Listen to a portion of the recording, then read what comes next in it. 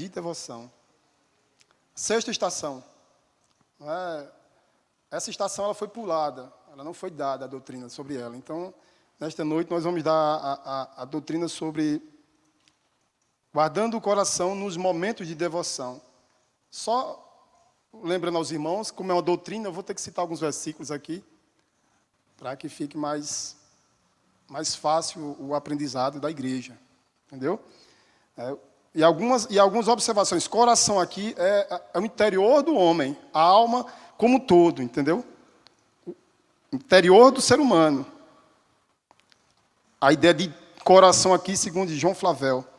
O inglês, puritano do século XVII, a obra adaptada por George Noda, né, a visão cristã. E ele vai falar de duas palavras-chave aqui: devoção e distração. Uma coisa é a devoção, uma armadilha, e pode vir sobre essa devoção sincera, é o quê? A distração. Nós vivemos hoje num contexto de tanta distração, tantas distrações, e nós, como adoradores do Senhor, devemos guardar o nosso coração contra essas distrações, para que essas distrações não venham impedir que nós adoremos ao Todo-Poderoso assim como convém, assim como Ele deve ser adorado. Devoção, essa palavra vem do latim, que significa ação de se dedicar a algo, se consagrar, cultuar a Deus. Então, devoção, se devotar, se consagrar, se dedicar a algo. Como nós estamos falando de guardar o nosso coração em uma adoração ao Todo-Poderoso, então, essa devoção deve haver algumas características para que essa devoção seja aceita por Deus. E a distração significa falta de atenção dos sentidos no que se passa à volta, desatenção. Devemos tomar todo o cuidado para não chegarmos diante de Deus, nos momentos de devoção, com o coração longe, afastado. Uma adoração que Deus sonda e vê que não é sincera. Entendeu? Então, primeiro ponto aqui, ó. Vamos começar. A sexta estação, para demonstrar esta diligência em guardar o coração, é nos momentos de devoção à prática a Deus. Devemos guardar o nosso coração, especialmente quando buscamos a Deus nas reuniões da igreja, na família e, em particular, no lugar secreto. Nós podemos nos reunir na igreja, em família e no secreto. Momentos de devoção. Mas à frente ele vai se afunilando e vai mostrando que essa devoção é cotidiana. Você pode adorar a Deus dentro do carro. Você pode adorar a Deus trabalhando. Você pode adorar a Deus caminhando. Mas um dos pontos centrais aqui é o cuidado com a distração. Poucas coisas revelam mais a vaidade do coração do que a prática dos meios da graça. Quantas vezes a pobre alma clama: ó Senhor, como eu desejo te servir, mas meus vãos pensamentos não me deixam. Eu venho para abrir a ti meu coração, para deleitar a minha alma na comunhão contigo, mas as minhas inclinações carnais me atacam. Senhor, expulsa estes pensamentos vãos e não permita que eles corrompam a minha alma. Eu pertenço a ti e estou na tua presença. João Flavel ele vai fazer algumas observações interessantes. O coração, ele vai dizer, é a pior parte antes da regeneração e a melhor depois dela. O coração é a base dos princípios. Guardá-lo significa manter uma doce comunhão com Deus. E eu acho interessante e concordo com ele aqui. Assim como o homem querer parar o nascer do sol, ou mudar um fluxo de um rio, assim é o homem querer guardar o seu coração sem a graça de Deus. Um coração irregenerado jamais ele vai saber o que é guarnecer-se das vãs distrações. Eu sempre cito Cornélio, no capítulo 10, Atos dos Apóstolos. Está lá escrito: o homem temente a Deus, bondoso, orava de contínuo, dava esmolas, era respeitado pelos judeus, respeitado pela sua família, respeitado pela tropa que ele comandava, a centúria, né? Porque ele era um centurião, mas ainda assim era o quê? Irregenerado. Ainda assim o coração dele não conseguia adorar longe das distrações, plena. Por isso que o evangelho alcança, e depois de alcançá-lo, aí sim, ele consegue se livrar dessas distrações. A graça interior procede da graça exterior. Ou seja, para que eu venha adorar em espírito e em verdade, a graça exterior tem que me alcançar. O que é que Jesus diz lá em João 15:5? Sem mim nada podeis fazer. 1 João capítulo 5, verso 20. Sabemos também que já veio o Filho de Deus e nos deu entendimento para conhecermos aquele que é verdadeiro. E nós estamos naquele que é verdadeiro, isto é, em seu Filho Jesus Cristo. Este é o verdadeiro Deus e a vida eterna. No verso 21, João dá um recado interessante. Filhinhos, guardai-vos dos ídolos. Ele escreve de Éfeso. Éfeso, a capital da prostituição. Muita idolatria. Muita maldade. Então ele escrevendo ali para as igrejas que estão na Ásia Menor, guardai-vos dos ídolos, filhinho. Porque o nosso coração é uma fábrica de ídolos. Então devemos guardar o nosso coração nos momentos de adoração ao Senhor. A questão é esta, ele segue aqui, ó. Como o coração pode ser guardado da distração por vãos pensamentos no tempo do cumprimento de deveres espirituais? Ele vai apresentar 2 pontos aqui para que nós reflitamos. Há 2 pontos de distração ou divagação do coração no cumprimento dos deveres espirituais. Ele vai dizer que o primeiro é o voluntário e habitual. E o segundo vai proceder de distrações involuntárias e lamentadas. Estas distrações não procedem da falta de uma inclinação santa, mas da fraqueza e imperfeição da graça em mim. Pelo meu erro, pela carne está querendo dominar o meu coração e eu permitindo certas coisas. A graça tem um domínio, mas os desejos se rebelam e resistem no começo da vida cristã.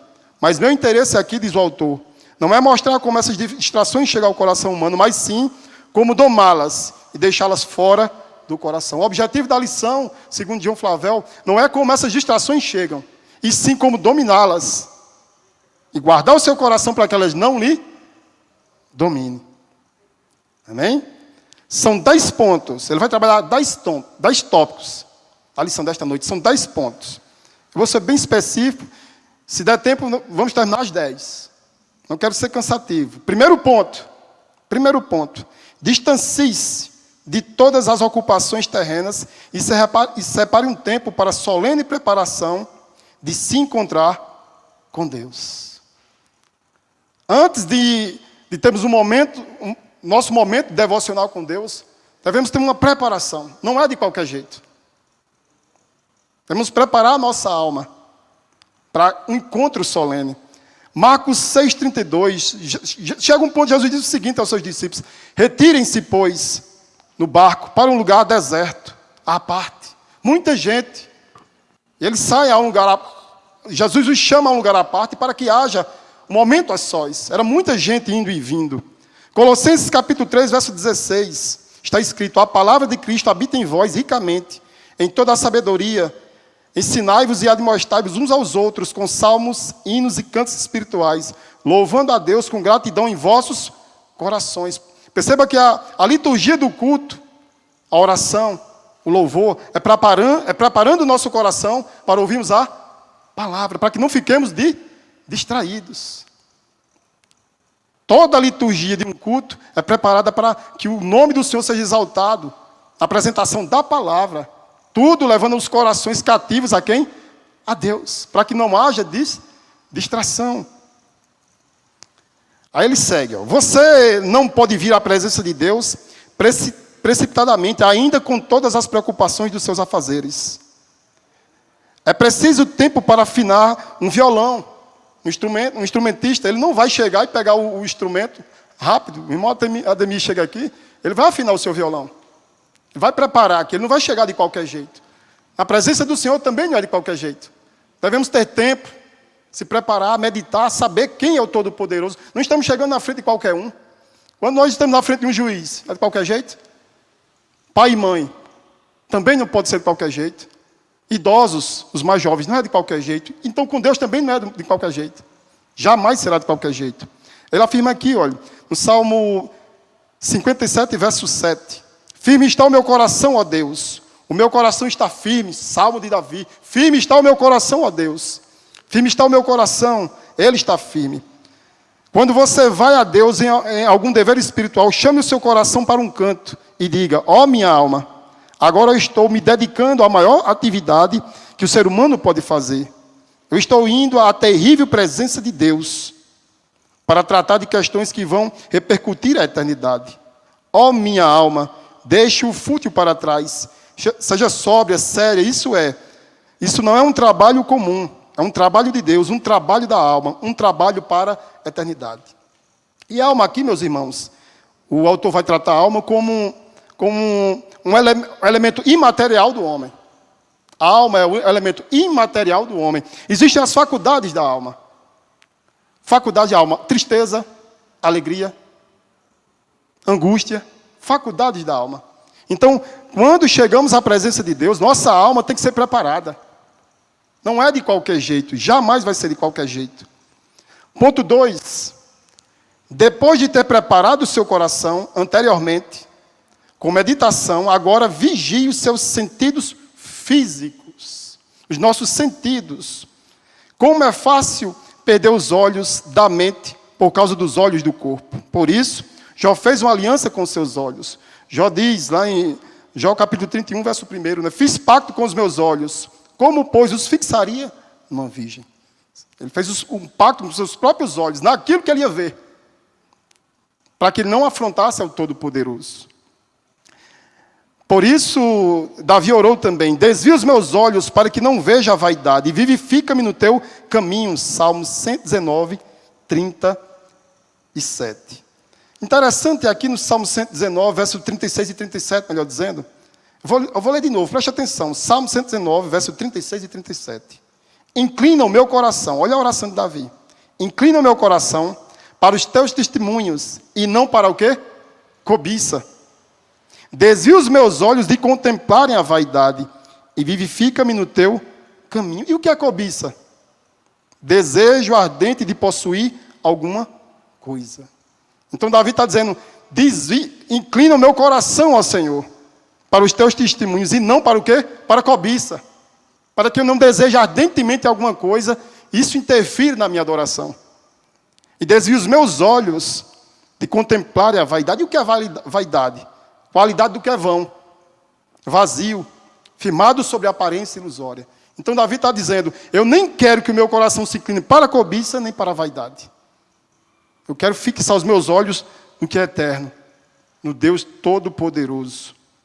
Então devemos tomar cuidado com os nossos sentidos, porque eles podem fazerem com que a distração entre no nosso coração e nos afastemos da verdadeira adoração. Ponto 3. Peça a Deus uma imaginação insensível para as coisas deste mundo. O que domina a minha imaginação refletirá nos meus sentidos e ações. Gênesis capítulo 6, verso 5 é interessante. Viu o Senhor que era grande a maldade do homem na terra, e que toda a imaginação dos pensamentos do seu coração eram más. Toda a imaginação dos pensamentos do coração daquela geração era má. E aquilo não agradou a Deus. Imaginação e pensamento. A imaginação, ela também pode beirar o ilusório. O que é a imaginação? Eu posso imaginar qualquer coisa. Se isso domina a minha mente, não com base nas Escrituras, naquilo que agrada a Deus, os meus pensamentos podem me arrastar para longe de Deus. Então eu posso vir a um culto, ficar sentado com os meus pensamentos lá fora. Os pensamentos no que aconteceu durante o dia a dia, numa conta para pagar, num problema qualquer que seja.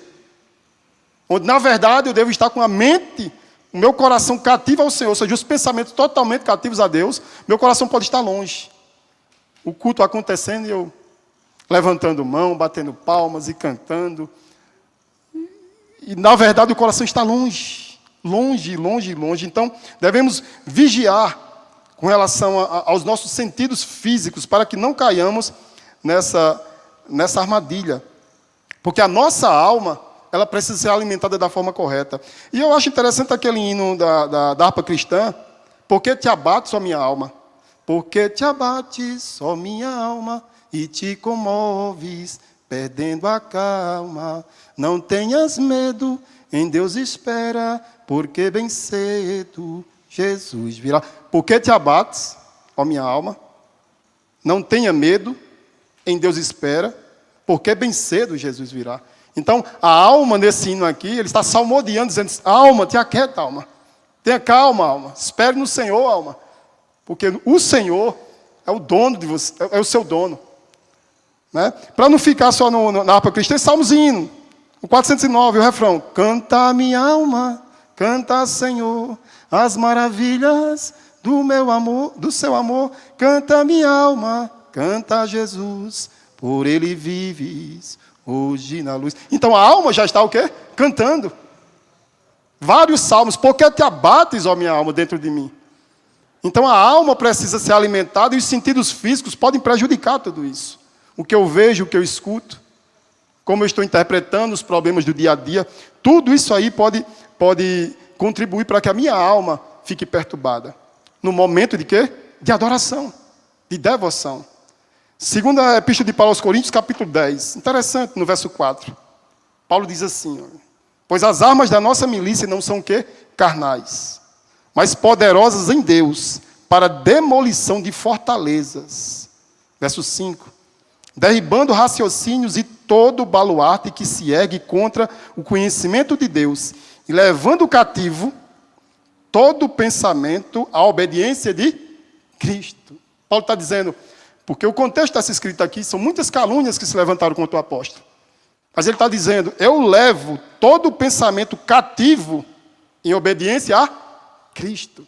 Você já imaginou as calúnias e difamações sobre a vida do apóstolo, e ele recebendo aquilo e guardando no coração? Mas, rapaz, e ficando angustiado. No momento de adoração, quando ele se prostrar e se quebrantar diante de Deus, aquilo vai interferir na devoção, porque ele está guardando aquilo. Então ele está levando cativo todo pensamento a Cristo. É nele, ele descansa nele. Senhor, o Senhor resolve as causas. Eu quero te adorar como convém. Destruindo todo raciocínio. Olha só. Pois as armas da nossa milícia não são o quê? Carnais. Paulo está dizendo: as armas que nós usamos não são carnais, mas poderosas em Deus, para demolição de fortalezas. Uma fortaleza, ela está guarnecida, mas o mais valente chega e essas fortalezas caem, porque o coração desse homem, quando partir para a devoção, para a adoração ao Senhor, ele levava todo raciocínio falaccioso para fora. No meu coração não, aqui não. Todo ensinamento levado cativo à obediência a Cristo. Observação: em um momento algum das calúnias contra o ministério de Paulo, ele se levanta pessoalmente e deixa que isso interfira no seu coração. Isso é interessante para nós nesta noite. Não permita que Satanás se irande dentro do seu lar. Não permita que calúnias, muitas calúnias vêm, e quantas vezes a gente abre brecha e deixa que essas calúnias entre no nosso coração. Daqui a pouco começa uma contenda dentro de casa. Eu sempre digo comigo mesmo: do meu trabalho eu não levo nada para dentro da minha casa. O que acontece no meu trabalho, fica no meu trabalho. Chego em casa, do portão para dentro, com a minha esposa e meu filho, são outros tratados de outros assuntos, mas do meu trabalho eu não levo. Tem muita gente, infelizmente, já fiz isso também outrora, mas aprendi a não levar. Dentro da minha casa, não quero levar nada, além dos problemas que já tem lá dentro para serem resolvidos, e não os de fora. Quantas setas dentro da própria família, quantos parentes lançam e você traz para dentro de casa, e aquilo vai trazer um tipo de contenda, vai interferir na adoração, inclusive do casal. E a gente tem que vigiar nisso também. Saber deixar essas ações fora do nosso coração. Não é verdade? Clame a Deus por santificação. Se houver esse exercício, experimentará intensa alegria. Atos dos Apóstolos, capítulo 2, verso 46. Não está aqui na lição, mas eu fiz questão de chamar a atenção para esse versículo. E perseverando unânimes todos os dias no templo, e partindo o pão, de casa em casa, comiam com alegria e singeleza de coração. Eles estavam unidos ali, comiam as suas refeições, com alegria e singeleza de coração. Sabe o que é a singeleza de coração? Pureza. Estavam unidos ali e não entrava nenhuma difamação, não entrava calúnia, não entrava nada que viesse perturbar a adoração. Então era uma devoção sincera, pura, longe das agulhadas. Singeleza, pureza sem malícia, sem corrupção, inclusive dos seus pensamentos. A adoração devocional é sincera e exercitada na verdade bíblica, pelo poder do Espírito Santo na vida da igreja primitiva. Então, clamemos por santificação. Ele também vai fazer uma observação aqui. Clamemos pela santificação. Eu nunca tinha parado para pensar nisso. Momentos de oração, oremos por santificação. Senhor, santifica-nos mais. Mais, Senhor. Aumenta a santificação no meio da igreja, porque precisamos. Quanto mais santificação, mais sinceridade e adoração mais sincera de nossa parte para o Todo-Poderoso. Ponto 4. Para guardar o seu coração do erro, fique consciente pela fé da santa e terrível presença de Deus no exercício dos seus deveres espirituais.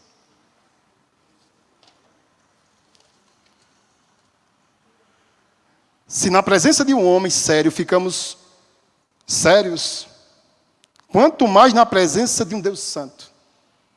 Se você pensa que pode ser frívolo ou descuidado, sabendo que os olhos de Deus estão sobre você, lembre-se que o lugar em que você está é o lugar dos seus pés. Exercite sua fé na onisciência de Deus. Ele está vendo todas as coisas. Aí há uma citação aqui, acho interessante, Apocalipse capítulo 2. Ele diz assim: todas as igrejas conhecerão que eu sou aquele que sonda mentes e corações. Apocalipse capítulo 2, verso 23. Mas eu gostaria de começar lendo a partir do 18. Apocalipse capítulo 2, verso 18. A igreja de Tiatira. Apocalipse 2, 18. Diz assim: ao anjo da igreja em Tiatira escreve: isto diz o Filho de Deus, que tem os olhos como chama de fogo e os pés semelhantes ao latão reluzente. Olhos que veem tudo e pés santos. Conheço as tuas obras, e o teu amor e a tua fé e o teu serviço e a tua perseverança. E sei que as tuas últimas obras são mais numerosas que as primeiras. Mas tenho contra ti que toleras a mulher Jezabel, que se diz profetiza e ensina, e seduz os meus servos a se prostituírem, e a comerem das coisas sacrificadas a ídolos. E dê-lhe tempo para que se arrependesse, e ela não quer se arrepender da sua prostituição. Eis que a lanço num leito de dores, numa grande tribulação, e em uma grande tribulação os que cometem adultério com ela, se não se arrependerem das obras más. E ferirei de morte os seus filhos. Olha só agora. E todas as igrejas saberão que eu sou aquele que sonda mentes e corações, e darei a cada um de vós segundo as suas obras. Então a advertência à igreja de Tiatira é: vocês estão praticando obras que me agradam, mas aí no meio de vós há uma tolerância. Havia uma mulher chamada Jezabel, uma profetisa satânica, né? E levava muitos servos à prostituição. Então havia uma tolerância ali, Deus dizendo: já dei tempo para que ela se arrependa. E assim, sério, o que eu tiro aqui dessa lição? Há uma adoração mentirosa. Há uma oração hipócrita aqui. Não é uma adoração, não é um momento de devoção sincero. Como? Se é uma doutrina enganosa dessa, os homens estão tolerando dentro da igreja, então não é uma adoração sincera.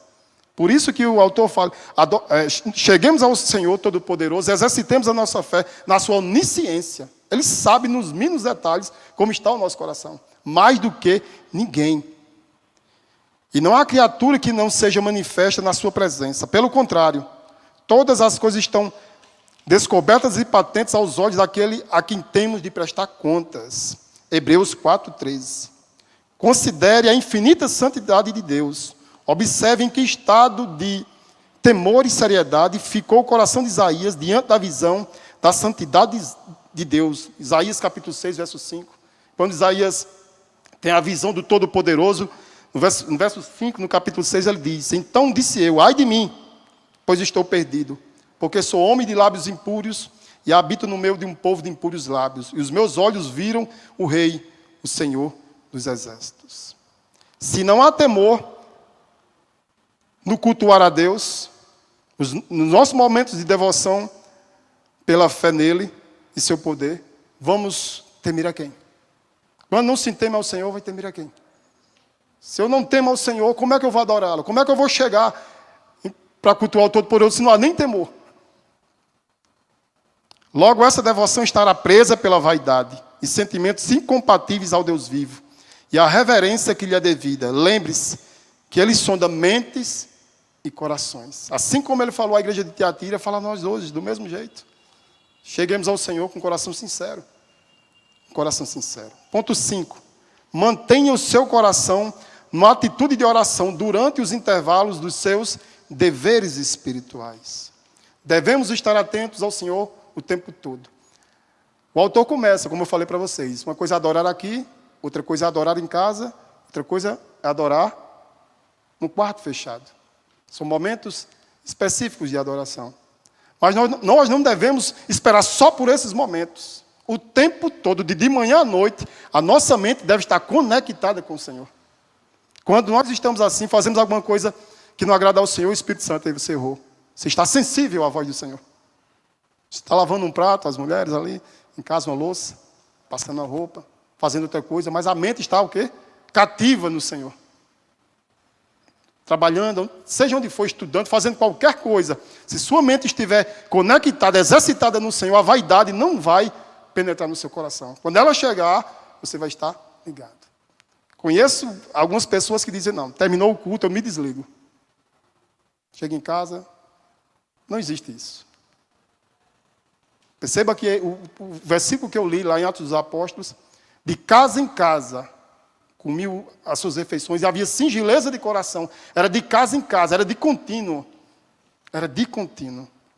Salmo 63, verso 5. A minha alma se farta, olha só, Davi.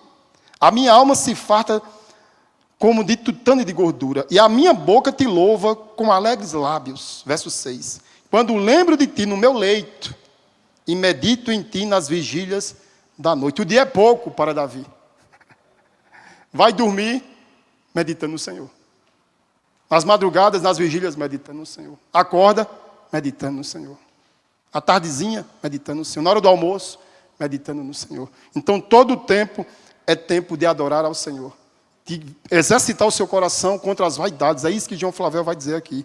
Não devemos deixar espaços muito longos de adoração, de devoção. O tempo todo devemos estar ali, como uma brasa. Ali. Acendendo o nosso coração para que haja essa devoção sincera. O dia é pouco para o coração de Davi, quando estava no deserto. Ele escreve esse salmo aqui quando está no deserto. Há uma sede de Deus contínua que entra pelas vigílias da noite. 1 Tessalonicenses, capítulo 5, verso 16 e 17, está assim, ó, está escrito. No verso 16. Estejam sempre alegres. No verso 17. Orai sem cessar. O que é orar sem cessar? Será que a gente está o tempo todo aqui de joelhos? Orar sem cessar, mente ligada no céu. Conectado. Onde eu estou, a minha mente está aqui. Eu posso estar orando calado, andando e orando, conversando com Deus, meditando no Senhor.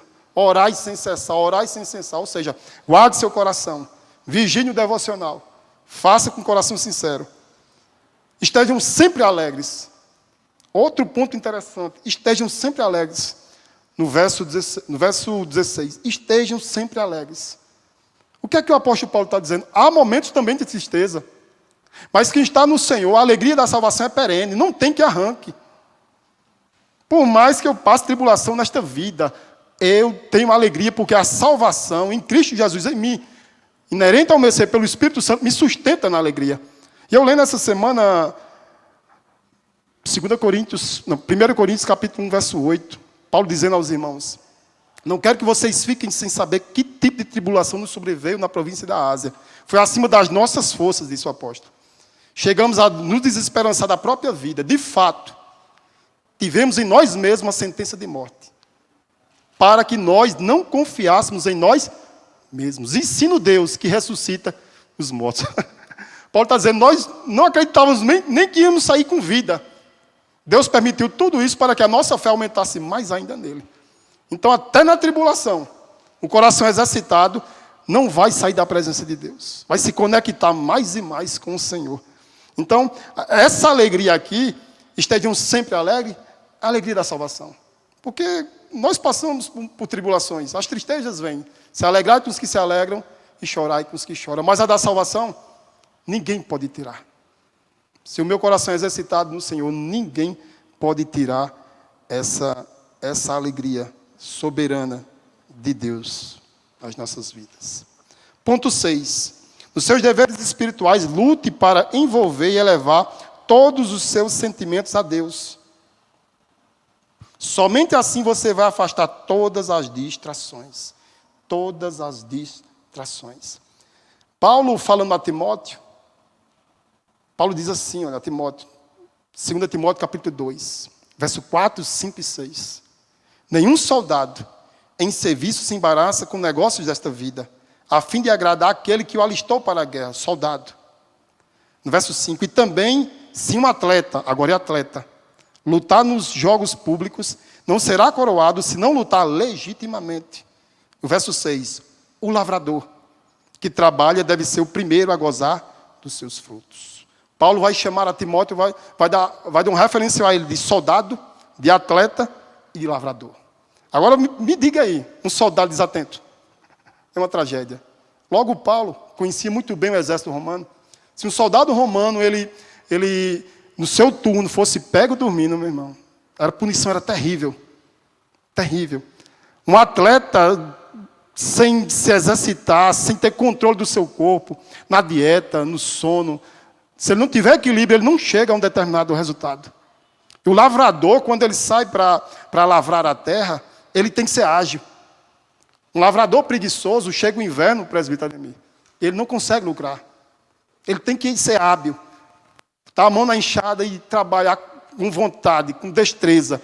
Preparar a terra. Quantas terras áridas aí com mato ele tem que limpar, tem que arar a terra bem arada, adubá-la e prepará-la para o quê? Para que a chuva venha e dali depois ele venha colher os frutos. Então, Paulo vai falar de soldado, de atleta e de lavrador para dizer, Timóteo, se abstenha das vis paixões, Timóteo. Exercite seu coração. Sendo assim, você vai ser hábil para toda e boa obra. Paulo termina esse assunto sobre o bom soldado de Cristo com um hino nos versos 11 e 13. Ainda, na segunda epístola, no capítulo 2, Paulo vai terminar com um hino. É como se Paulo estivesse dizendo a Timóteo, Timóteo, exercite seu coração. Vigie, Timóteo, para que a sua adoração seja sincera diante de Deus. Sincera. Exercite seu coração, guarde a sua alma de todo o mal, para que você jamais venha ser pego de surpresa. Ponto 7. Quando você perceber que pensamentos vão atacam seu coração, na sua devoção chore diante de Deus e clame por sua ajuda. John Flavel vai dizer o seguinte, quando o mensageiro de Satanás ataca Paulo com malícias e insinuações, ele vai a Deus e lamenta diante dele. Aquele episódio do mensageiro de Satanás, né? No verso 7 é o seguinte, diz assim, ó, 2 Coríntios, capítulo 12, verso 7. E para que não me exaltasse demais pelas excelências das revelações, foi-me dado um espinho na carne, a saber, o mensageiro de Satanás, para me esbofetear, a fim de que eu não me exaltasse demais, acerca da qual 3 vezes roguei ao Senhor que o afastasse de mim. Ele me disse, a minha graça te basta, porque o meu poder se aperfeiçoa na fraqueza. Por isso, de boa vontade, antes me gloriarei nas minhas fraquezas, a fim de que repouse sobre mim o poder de Cristo. Então, diante desses pensamentos que poderiam vir ali na vida do apóstolo, por quê? Até hoje nós não sabemos o que é esse espinho na carne. Se é uma enfermidade, se é alguma opressão na alma, mas que afligiu o apóstolo. Ele ora 3 vezes. Quando a resposta vem, aí ele se gloria no Senhor. É como se ele dissesse, pronto, Senhor, recebi a resposta, isso não vai impedir nossa adoração. Não vai impedir a minha intimidade. Vou lançar fora. Chorar, nós podemos chorar. Quem é que não chora no meio da angústia? Choramos. As lágrimas vêm. Mas que isso não impeça a sinceridade do coração. Chorar é normal, meu irmão. Chorar é para os que choram e se alegrar é para os que se alegram, não é verdade? Nunca considere pensamentos leves e errantes como coisas sem importância. Siga cada sentimento fútil com um profundo suspiro. Volte-se para Deus e fale com Ele. Senhor, eu venho até aqui para falar contigo. E aqui estão um diabo dedicado e um coração fútil, conspirando juntos para me dominar. Achei interessante. Um diabo dedicado e um coração fútil, querendo me dominar, Senhor. Oh, meu Deus, ele diz, que coração o meu, algumas vezes conseguirei esperar em ti sem distração? Quando vou desfrutar de hora de livre comunhão contigo. Socorre-me, meu Deus. Desta vez, simplesmente faz brilhar a luz da tua glória diante dos meus olhos e meu coração rápido se recuperará. Tu sabes que vim a ti para desfrutar da tua presença e sairei sem ela? Veja como o coração do teu pobre filho te busca. Luta por estar perto de ti, mas eu não consigo. Meu coração está prostrado. Vem tu, vento do norte, sopra, vento do sul. Ó, por um novo sopro do teu espírito, para que o meu coração possa singrar. Chore com o seu coração diante de Deus, por suas distrações. Elas serão levadas para longe e você estará livre para buscar a sua presença. Clame diante de Deus. Quando as distrações vierem, meu irmão, clame. Infelizmente, irmãos, 32 dias de festa. Muitos vão descer com pés rápidos para essa festa. As distrações. Muitos que, inclusive, cultuam. Muitos que, inclusive, frequentam igrejas, mas quando chega esse período, a distração os chama e os pés rápidos descem, porque o coração não está exercitado. As distrações dominam, a carne domina, mas é um exercício. Nunca permitamos que isso domine nosso coração e nosso ser. Vigiemos em todo o tempo. Ponto 8. Estou já terminando, irmãos.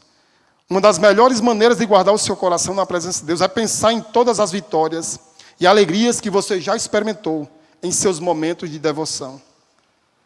Irmãos, Deus já fez tudo. Só a salvação que recebemos, a nossa devoção deve ser sincera, só por esse ponto. Regeneração, restauração, justificação, adoção, libertação, está consumado. Fomos libertos de tamanhas opressões, só isso já é o suficiente. O Salmo 139, Salmos e hinos nossos, né? Se das vidas vagas procelosas são, se com desalento julgas tudo vão, conta as muitas bênçãos, dize-as de uma vez, e verás surpreso o quanto Deus já fez. Interessante que ele começa, se dá vidas vagas, procelosas, são o que é vagas? Ondas, e procelosas, tempestuosas. Se ondas tempestuosas se levantam, olhe um pouquinho para trás, quantas bênçãos que antecederam tudo isso, você vai ver que são numerosas, elas são maiores que as vagas, que as procelosas dessa vida, as vagas, as ondas altivas dessa vida que podem lhe oferecer. Jesus já lhe deu muito mais, muito mais, muito mais. Então seja grato por tudo que ele já fez. Se você assim exercitar seu coração, se você lembrar do que Deus já fez e ainda fará na sua vida, sua devoção vai ser muito mais gratificante.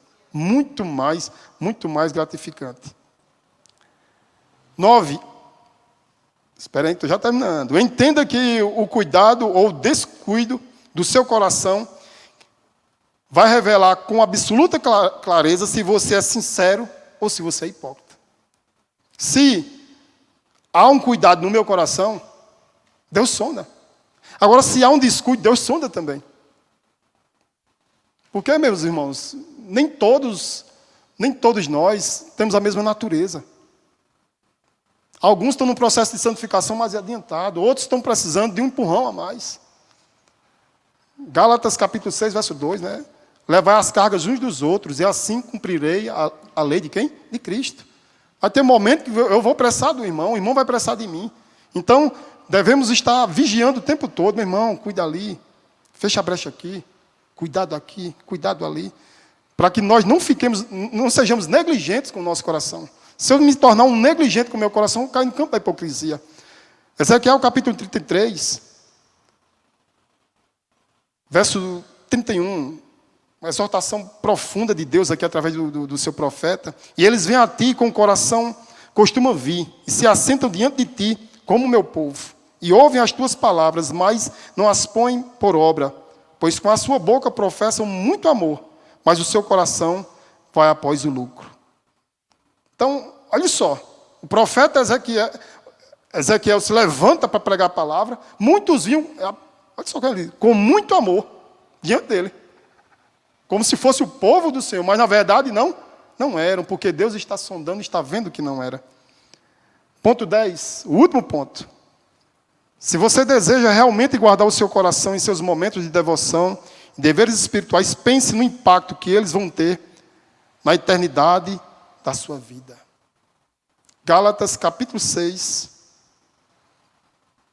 verso 7. Não vos enganeis, Deus não se deixa escarnecer, pois tudo que o homem semear, isso também ceifará. Porque quem semeia na sua carne, na carne, ceifará a corrupção. Mas quem semeia no Espírito, do Espírito ceifará a vida eterna. E ele faz uma observação aqui interessante. Se você semear para a carne, você vai colher corrupção. Mas se semear para o Espírito, vida eterna. Ó minha alma, responda com sinceridade. Você estaria pronta para colher o fruto da vaidade no mundo em que há de vir? Você ousa dizer, quando os seus pensamentos estão vagando até os confins da terra, nos seus momentos de devoção, quando você está desatento ao que está dizendo ou ouvindo? Ou você ousa dizer, agora, Senhor, eu estou semeando para o Espírito. Agora eu estou acumulando para a eternidade. Agora eu estou buscando glória, honra e imortalidade. Agora eu estou lutando para entrar pela porta estreita. Agora eu estou tomando o reino por sua santa violência. Se você pensar nisso com sinceridade, isso será suficiente para que os inúmeros pensamentos fúteis que atacam seu coração simplesmente fujam por 7 caminhos diferentes. E assim você deve guardar o seu coração no cumprimento dos seus deveres espirituais. Terminei, meus irmãos. Agora eu quero deixar a última referência aqui. A última. Não está na lição. A última referência, pequenininha, Salmo 73, Salmo de Asaf. Salmo 73. Asaf, um homem chamado por Deus para o quê? Adorar, salmodiar e compor hinos. Chega um momento que o coração de Asaf, não exercitado, a vaidade começa a entrar, os olhos dele começam a cobiçar. Por um momento ele descuida desse exercício, e a vaidade entra no seu coração. E ele diz que quase revela os pés, quase que os pés dele saem da presença do Senhor. Mas há algo interessante. Algo interessante acontece. Salmo 73, verso 13. Ele diz assim: com certeza foi inútil conservar puro o quê? O meu coração.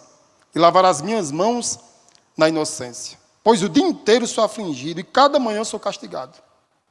Se eu tivesse pensado em falar estas palavras, já aí teria traído a geração dos teus filhos, ó Deus. Em só refletir para compreender isso, achei que a tarefa era pesada demais para mim. Até que entrei no santuário de Deus e descobri qual seria o fim deles. É como se ele se dedicasse mais, com mais sinceridade, e buscasse ao Senhor. Aí os olhos dele se abrem e ele percebe que tudo é vaidade. Que aquilo que ele estava desejando é vaidade, que vai passar. E ele encerra, eu vou encerrar aqui no verso 26, olha o verso 26. Ainda que a minha carne e o meu coração desfaleçam, Deus é a fortaleza do meu coração. E a minha herança para sempre. Então Asaf, na presença de Deus, o coração exercitado, a vaidade sai. Os olhos dele se abrem para a verdadeira realidade da eternidade bem diante dele. E ele diz que o coração dele agora é como uma fortaleza na presença de quem? Do Senhor. Que nós façamos como Asaf. Vigiemos na nossa adoração, para que ela seja sincera, para que ela seja de um coração sincero diante de Deus. O que eu acho interessante também de Asaf é que ele não mente. Isso aqui é um momento dele com Deus. Ele é sincero diante de Deus. Senhor, a linguagem é sincera. Não adianta querer chegar com uma conversa que... eu vou tentar enganar quem é Deus. Não tem como. Então, quanto mais sinceridade, melhor. Tem dia que a gente está angustiado, tem dia que a alma está abatida, é verdade.